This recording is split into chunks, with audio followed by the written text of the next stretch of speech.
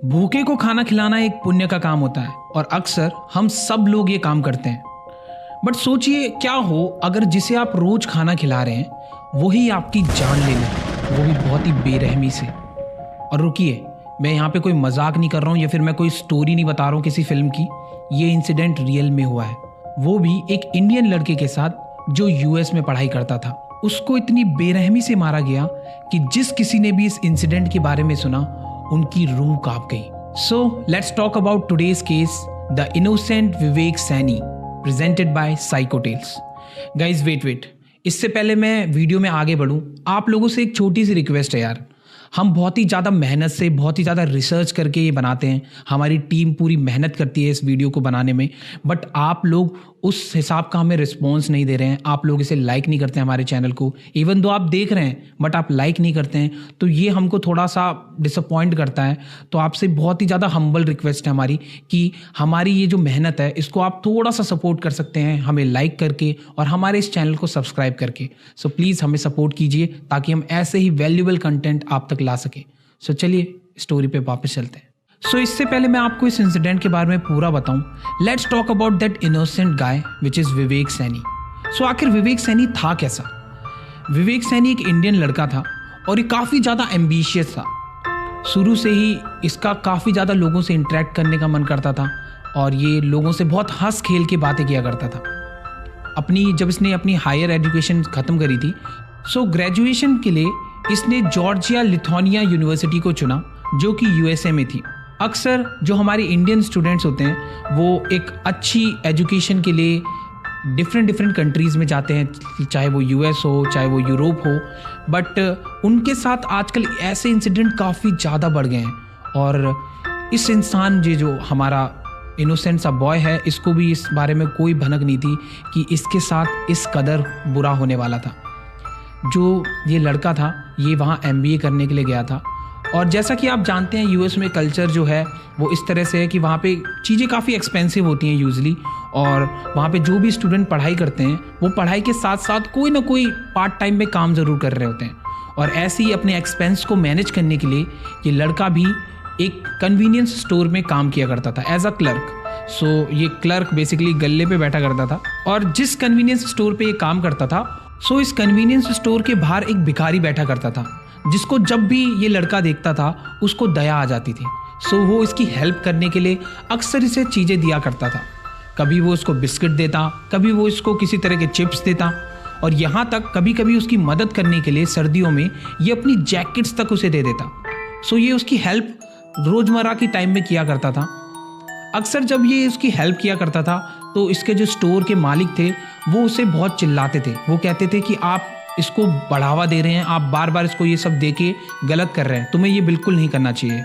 But इनकी ना सुनते हुए भी वो अपने खुद के पैसों से उसकी मदद करता रहता था। वो अपने पैसों से ही उसको सारा खाना खिलाया करता था और रोज़ वो ये चीज़ें किया करता था और ऐसे में उसे खुशी मिलती थी just because he is Indian, और हम इंडियंस का तो दिल ही बहुत बड़ा होता है। सो वो ऐसे ही किया करता था। सो अब जैसे कि विवेक सैनी इसकी मदद अक्सर किया करता था तो इसकी एक शॉर्ट ऑफ कॉन्वर्सेशन स्टार्ट हो गई थी उस बैगर से, और जो वो भिखारी था वो उसको अब अपनी थोड़ी थोड़ी बातें बताने लग रहा था। उसने अपना जो लाभ था वो उसने फॉकनर बताया था, एंड इसी तरह से इनके बीच में जो बातें थी वो थोड़ी बहुत होती थी, और जो विवेक था वो यूजली उसकी मदद किया करता था।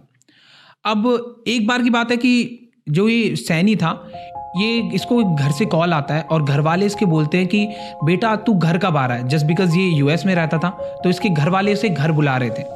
अब ऐसे में सैनी की जो कॉलेज था उसकी भी छुट्टियां पड़ने वाली थी, तो वो डिसाइड करता है कि मैं 26 जनवरी को एक टिकट बुक करूंगा और अपने इंडिया वापस लौट जाऊंगा। तो ये ऐसे ही करता है और 26 जनवरी की एक टिकट ये बुक कर लेता है। सो अब 26 तारीख का इसका प्लान बिल्कुल रेडी था। ये अपने गांव जाने, अपने घर जाने के लिए बहुत एक्साइटेड था और इसने सारी पैकिंग ऑलरेडी कर चुका था। ये अपने फैमिली के लिए, अपने फ्रेंड्स के लिए गिफ्ट सारे पैक कर चुका था और ये ओवरऑल बहुत ज़्यादा एक्साइटेड था। अब इसने कन्वीनियंस स्टोर के मालिक को भी बताया था कि मैं 26 तारीख को गांव जा रहा हूं, तो उस हिसाब से मेरे को आप लीव दे दीजिए। और कन्वीनियंस स्टोर का जो मालिक था वो भी उसको लीव देने के लिए रेडी हो जाता है। सो अब तक सब कुछ बिल्कुल ओके चल रहा था, सब कुछ बहुत बेहतरीन चल रहा था। और जस्ट 10 दिन बाद, 10 दिन पहले जब ये जाने वाला था, 10 दिन पहले जब ये अपने घर वापस जाने वाला था, उस दिन की रात को ये कन्वीनियंस स्टोर में वापस आता है।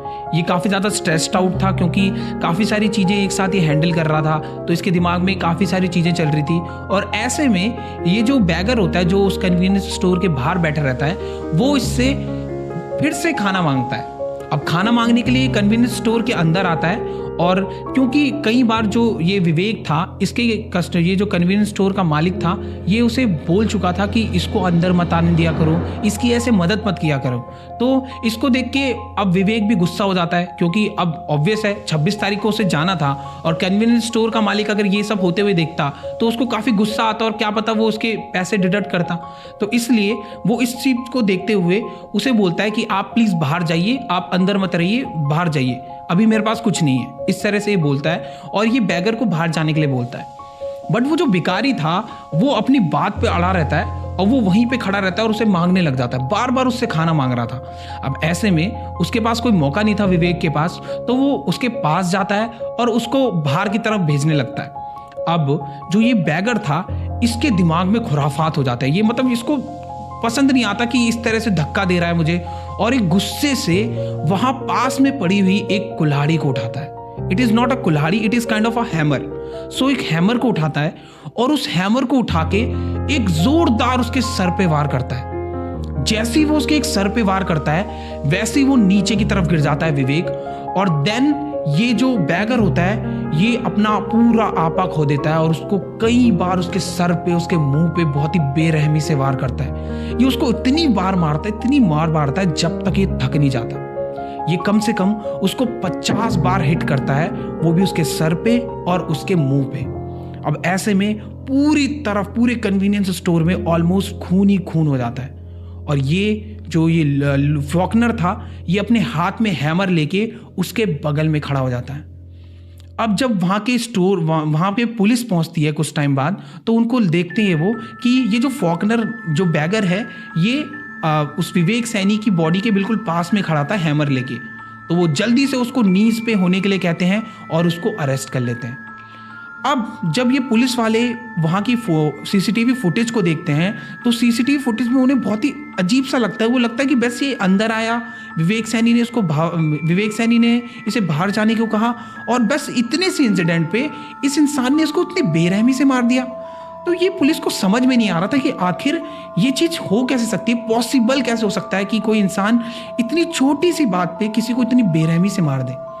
पुलिस को पहले इस बात पे बिल्कुल यकीन नहीं होता, तो पुलिस थोड़ी इन्वेस्टिगेशन करती है। अब इन्वेस्टिगेशन करने से ये पता चलता है कि जो वो बैगर होता है, फॉकनर, उस इंसान ने बहुत ही हैवी डोज ऑफ ड्रग्स ले रखे थे। उसने इतने हैवी डोज ऑफ ड्रग्स ले रखे थे कि उसको कुछ भी होश नहीं था उस टाइम पे, उसको कुछ समझ में नहीं आ रहा था, उसका मेंटल स्टेट ही नहीं थी उसकी वहाँ पे, जहाँ पे उसने इतना बड़ा क्राइम कमिट किया, और ही इवन डोंट नो दैट कि उसने ये किया। सो आप बिलीव कर सकते हैं कि उस इंसान ने एक इंसान को मार डाला, और होश में आने के बाद वो कह रहा है कि ब्रो मैंने ये किया ही नहीं। सो लुक एट दिस, कि इतनी ज़्यादा बेहोशी में था वो इतनी ज़्यादा ड्रग के नशे में था कि उसने इतना बड़ा क्राइम कमिट कर दिया। अब जब इस चीज़ की इन्वेस्टिगेशन हुई थी, तो एक्सीडेंटली क्या हुआ कि ये जो सीसीटीवी फुटेज थी, ये इंटरनेट पे लीक हो गई। और जब लोगों ने एक खौफनाक सा मंजर देखा, तो यार लोगों ने बिल्कुल डर ही गए। उनको समझ में नहीं आया कि अब किसी की हेल्प करनी चाहिए कि नहीं, किसी की मदद करना ठीक है, किस हद तक ठीक है, हमें किस हद तक किसकी मदद करनी चाहिए। और ये क्वेश्चन इतने ज़्यादा हमारे इंटरनेट पे पूछे जाने लगे कि लोगों को समझ में नहीं आया कि आखिर इसका सॉल्यूशन क्या है, शुड वी हेल्प और नॉट। अब ये क्वेश्चन बहुत ही बड़ा बन चुका है। और अगर मैं अपना इसमें टेक लूँ तो गाइज देखो, किसी की मदद करना इज़ नॉट बैड, बट आपको फिर भी उसका हल्का फुल्का बैकग्राउंड, अगर आप किसी की मदद बहुत लंबे समय से करते आ रहे हैं, तो आपको एक एक्सटेंट तक आइडिया लग जाता है कि वो इंसान किस तरह का है। तो आप बिल्कुल इसको चेक कीजिए कि अगर आप जिसकी मदद कर रहे हैं वो लेजिटली उस अमाउंट ऑफ मनी या फिर उस अमाउंट ऑफ मदद को एक सही चीज़ में यूज़ कर रहा है, कहीं वो उस चीज़ को गलत तरह से यूज़ तो नहीं कर रहा, कहीं आप जिसे मनी दे रहे हैं वो उस मनी से कोई ड्रग नहीं खरीद रहा है, और वो ड्रग से वो जिस तरह से इसने यहाँ पे क्राइम कमिट किया, क्या पता वो आपके साथ क्राइम कमिट कर दे। तो आप जिसको भी इस तरह की हेल्प करें, उसको थोड़ा सा देख लें, उसको मतलब परख लें हल्का। हालांकि ये चीज़ इतनी पॉसिबल नहीं है एक फ्रैक्शन ऑफ सेकंड में करना, बट मैं आपको फिर भी कहूँगा कि मदद करना इज़ अ गुड, बट आपको फिर भी at some point of time अपनी लॉजिकल रीजनिंग से थोड़ा सोचना चाहिए कि आपको किसी इंसान की किस एक्सटेंट तक मदद करनी चाहिए। किसी की मदद इतनी भी मत करो कि वो उसके आदी हो जाए, ठीक है, तो आधी मदद नहीं करनी है आपको। सो यही हमको ये सिखाता है, और इस केस ने सच में दिल दहला दिया था सबका। और पर्सनली जब मैंने इस केस के बारे में मैं रिसर्च कर रहा था तो गाइज मैं भी बिल्कुल मेंटली बिल्कुल पागल हो गया था। मेरे को समझ में नहीं आया था कि यार आखिर कॉज क्या हो सकता है इस क्राइम का। सो यही था। तो गाइज यही था ये केस टुडे का। इसका मेन मकसद मेरा यही था कि थोड़ी सी अवेयरनेस आप तक पहुंचा सकूं। बाकी गाइज आपसे फिर से मैं एक बात बोलूँगा कि देखिए, इन सब वीडियोज़ को बनाने में बहुत मेहनत लगती है और आपको कुछ नहीं लगेगा। आपको लाइक करना है एंड हमारे इस चैनल को सब्सक्राइब करना है। सो प्लीज़ ये कीजिए, हमको बहुत सपोर्ट मिलेगा। So thank you so much guys for watching this video. मिलते हैं अगली वीडियो में। Bye bye.